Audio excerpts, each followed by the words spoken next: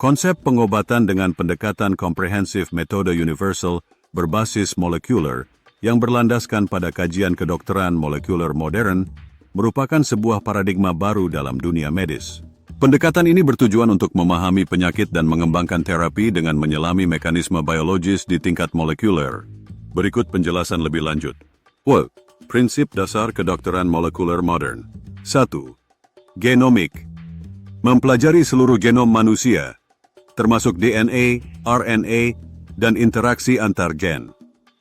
Ini membantu mengidentifikasi gen yang terkait dengan penyakit, variasi genetik, dan predisposisi individu terhadap penyakit tertentu. 2. Proteomik. Menganalisis struktur dan fungsi protein, serta interaksi protein dalam sel. 2. Pengetahuan tentang proteomik membantu memahami bagaimana protein berperan dalam proses penyakit dan mengidentifikasi target obat baru. 3. Metabolomik, mempelajari jalur metabolisme dan metabolit dalam tubuh. 3. Metabolomik dapat mengidentifikasi biomarker penyakit dan memberikan wawasan tentang bagaimana metabolisme seluler berubah dalam kondisi penyakit. 4. Transkriptomik, menganalisis ekspresi gen dan bagaimana gen ditranskripsi menjadi RNA. 4. Transkriptomik membantu memahami bagaimana ekspresi gen berubah dalam kondisi penyakit dan bagaimana hal ini memengaruhi fungsi sel. Chapter 9. Bioinformatika. Menggunakan teknologi komputasi untuk menganalisis data biologis yang kompleks, seperti data genomik, proteomik, dan metabolomik. 5. Bioinformatika membantu dalam penemuan obat, pengembangan biomarker, dan pemahaman tentang mekanisme penyakit. 2. Penerapan dalam pengobatan. 1. Diagnosis molekuler. Menggunakan teknik molekuler seperti PCR, sequencing DNA, dan microarray untuk mendiagnosis penyakit secara akurat dan dini. 2. Terapi target. Mengembangkan obat yang secara spesifik menargetkan molekul tertentu yang terlibat dalam proses penyakit seperti protein atau gen. Contohnya adalah terapi kanker yang menargetkan protein spesifik pada sel kanker.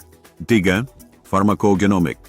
Mempelajari bagaimana variasi genetik memengaruhi respons individu terhadap obat. 3. Ini memungkinkan personalisasi pengobatan dan pemilihan obat yang paling efektif dan aman untuk setiap pasien. 4. Terapi gen.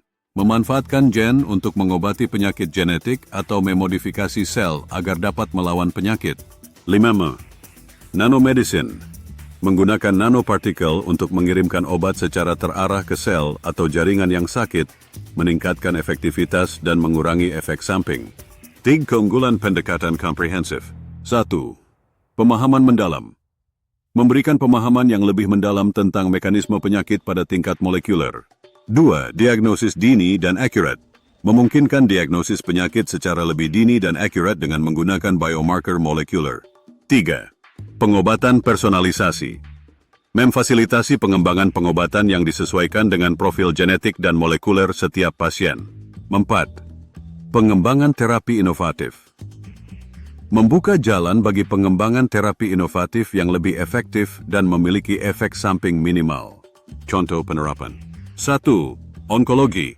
Identifikasi mutasi gen pada sel kanker memungkinkan penggunaan terapi target yang lebih efektif. 2. Penyakit jantung.